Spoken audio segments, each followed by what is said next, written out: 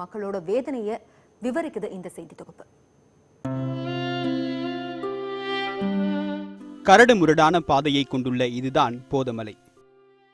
நாமக்கல் மாவட்டம் ராசிபுரத்தில் அமைந்துள்ள இந்த மலைப்பகுதி கிராமங்களை பற்றிய சான்று மற்றும் இங்குள்ள மக்களின் வாழ்க்கை முறை பற்றிய சில குறிப்புகள் சங்க இலக்கியங்களில் இடம்பெற்றிருக்கின்றன. ராசிபுரத்தில் இருந்து 10 கிலோமீட்டர் தூரத்தில் உள்ள இந்த மலைப்பகுதிகளை கடந்து கிராமங்களை சென்றடைய பல மணி நேரம் ஆவதாக குற்றம் சாட்டுகிறார் இந்த பகுதியை சேர்ந்த முத்தம்மாள். கால்நடைதான், எந்த ஒரு ஆஸ்பத்திரி செலவு எதுவுமே இருந்தாலும் சுமையாக தூக்கிட்டு வந்தாதான், எதுவுமே ஒரு மருத்துவமனையோ எதுவுமே எல்லாம் மேலேருந்து கீழே வந்தாதான், எந்த இதுவுமே இல்லை. வாகனமாக ஒரு வண்டியோ சைக்கிளோ ஒரு எந்த வசதிங்கிறதுமே இல்லை. கொஞ்சம் சிரமம்தான், கஷ்டமாக தான் இருக்கும். தூக்கிட்டு வந்து கீழே இருந்து மேலே போய் எந்த பாரமுமே இது எல்லாமே தூக்கிட்டு போகணும், தூக்கிட்டு வரணும். எதுவுமே வந்து ஒரு அவசரத்துக்கு போகலாம் வரலாம் அப்படிங்கிறது எதுவுமே கிடையாது.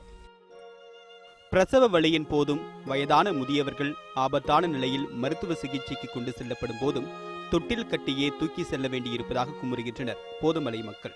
10 கிலோமீட்டருக்கு மேலே ரோடு வசதி இல்லாமல் அவதிப்பட்டு இருக்காங்க எல்லாம். அது அது தலைமுறை இருக்காங்க. ரோடு வசதி இல்லை, ரோடு வந்தால் நாங்கள் எல்லாம் போவோம் வருவோம். ஏதாவது குழந்தை குட்டி பிறந்தா கூட தூக்கிட்டு வரோம், குழந்தைய தூக்கிட்டு வரோம். போதமலை பகுதியில் நெல், வாழை உள்ளிட்ட அனைத்து விவசாய பொருட்களும் பயிரிடப்பட்டு வருகின்றன.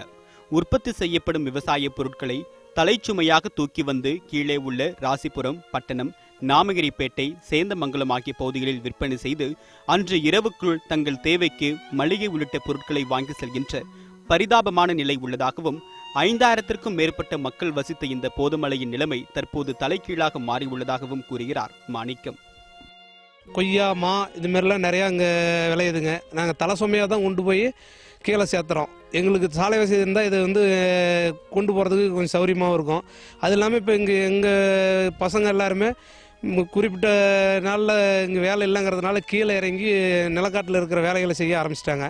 போதமலை பகுதியில் சாலை அமைக்கப்படும் என்ற தேர்தல் வாக்குறுதியை அறிவிப்போடு நிறுத்திக் கொள்ளாமல் அதற்கு செயல் வடிவம் கொடுக்க வேண்டும் என்பதே இந்த பகுதி மக்களின் நீண்ட நாள் கோரிக்கை.